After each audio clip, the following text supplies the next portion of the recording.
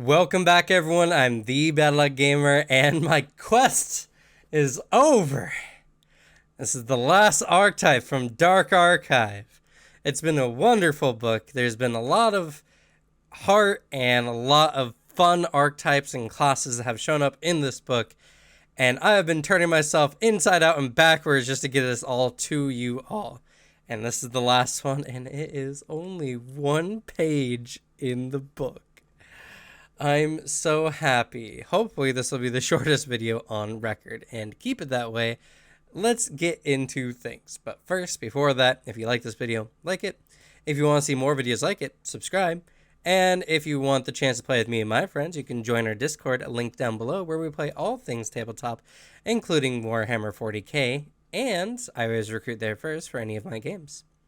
And if you want something a little less committal, check out the Twitter.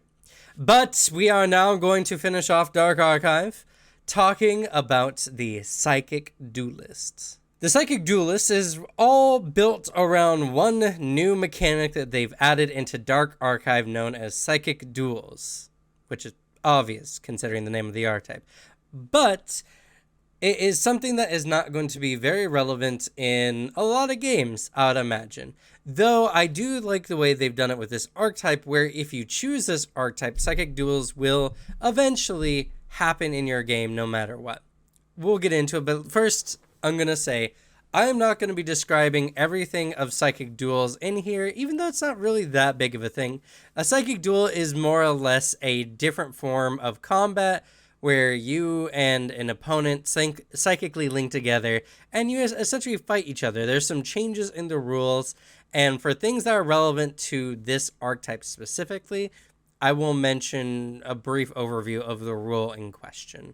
But let's look at the dedication itself. So the dedication itself is very interesting. You need to be trained in occultism, which makes sense. You would know about the esoterics that are involved with psychic duels, but you also have to have been in a psychic duel before, which I think is where the rare rating for this archetype comes from, as your GM essentially has to put your character into a psychic duel in order for you to be able to pick it up. Now, this is a level 2 feat, and it could be said that your background has your character being in a psychic duel in the past, which is something you have to talk to your DM about, but could allow you to get access to this.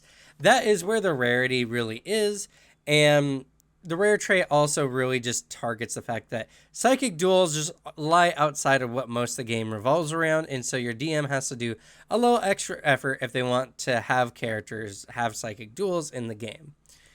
But it's not a really big thing, and psychic duels are honestly not that complicated, which I'm very happy about. So what does the dedication itself do? Well, you get a +2 to your initiative when you're in a psychic duel, and you gain access to one of 2 features. And I don't think you can pick it up. You choose one at the beginning of the duel that you get for the duration. Okay, yeah. So you don't get stuck with just one. So you either get Mind Mace, which allows you to add, whenever you cast a spell in a psychic duel, you add its spell level and additional mental damage, which, by the way, all damage done in a mental duel is non-lethal mental damage anyway. So this is all going to stack together. It's all going to be very nice for you.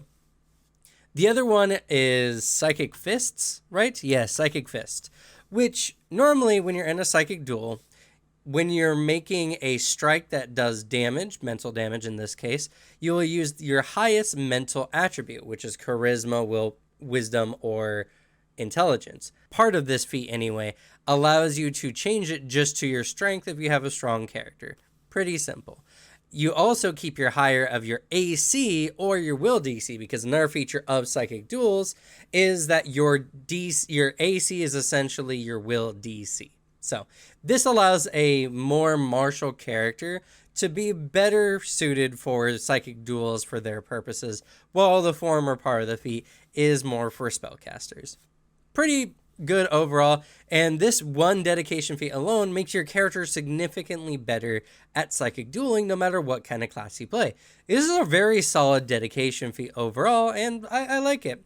But let's continue on with the other feats. Alright, so before we get into the next feat, which is called Dual Spell Advantage, I have to describe another feature of psychic duels.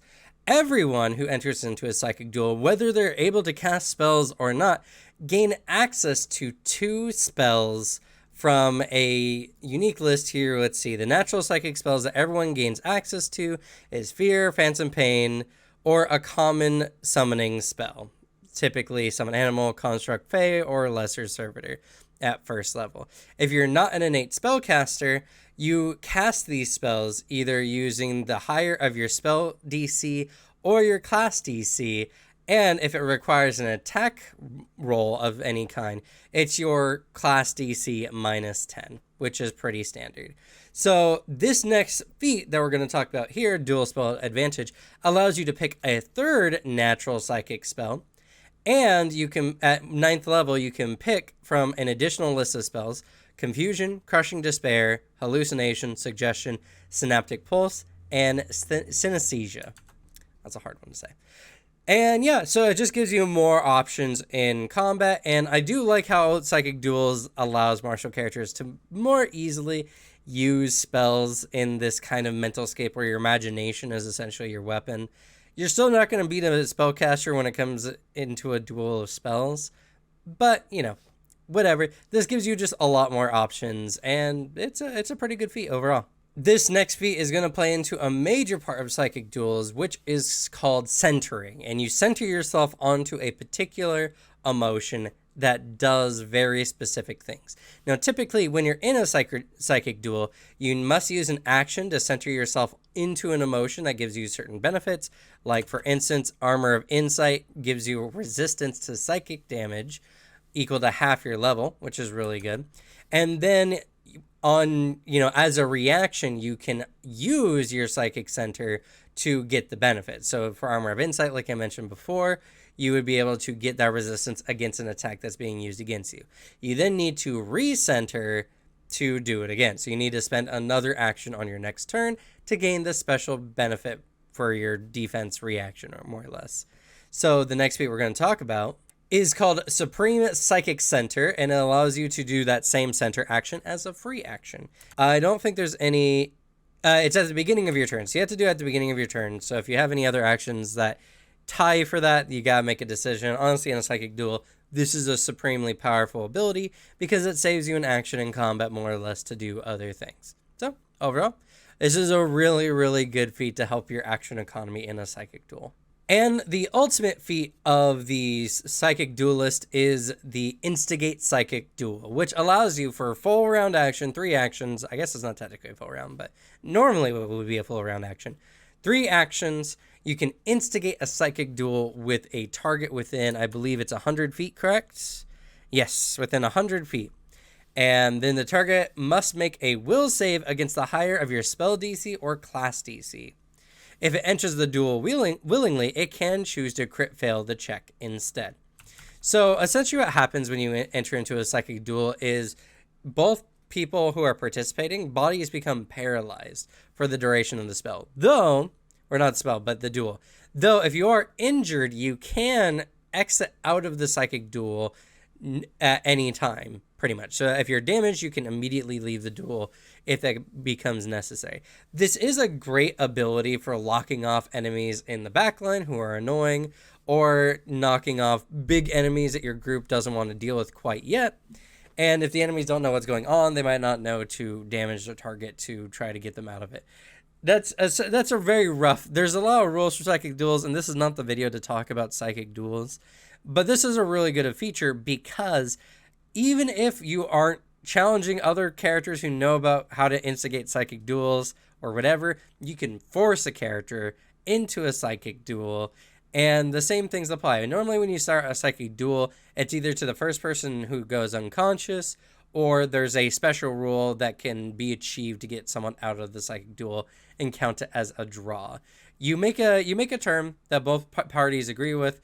In this case, you'd probably be along some stuff, first person unconscious, because you want to either keep the person locked in place, or you want to be able to do as much mental damage to them as possible. Now, depending on the result of the will save, obviously, will determine how long the Psychic Duel goes. If they critically succeed, nothing happens. Pretty typical. If you get a success, you are in a Psychic Duel with this individual until the end of your next turn. This does mean, and when you enter a psychic duel in this way, you keep your initiatives in the combat, which makes sense, but you don't get your special bonus from the dedication feat to the initiative then. So that's a little unfortunate, but it's really good, though it does allow your opponent to act first because you're probably spending all your actions to instigate the duel. So when they go, they can just do whatever. And not only that, even though it's 100 feet distance between you and your target when you cast or when you use this ability, and you can only use this once per day, I should say, distance doesn't matter in a psychic duel. So that target will be able to essentially charge you mentally and be right up next to you at the beginning of when their turn starts. So this is something that you have to be pretty confident in your psychic dueling abilities to do, which you probably are, considering you're a psychic duelist after all. And so they get a full round before, or they get a full turn before you do. Then you go, and then they're free. Now, if they fail the check, they have to make a save at the end of the next turn, or if the duel comes to a end by some kind. If you do set terms with your opponent, obviously, then they can break out in that way. But yeah, they attempt a new save to end the duel at the end of each of your turns, starting with your next turn. So at the end of your turn, when you're trying to maintain this ability, they can make a save to do it. So it's at the end of your turn, not the end of their turn. Something that's very important to mention. And if they crit fail the check, then it is a full-on psychic duel. You either accomplish the goal or the terms that you set out for the duel, or you knock each other unconscious. Now, this is a really good feat in general because it allows you to, one, use this style of combat even in a normal combat, and it has abilities to lock an enemy down and to essentially be able to engage an enemy like right away.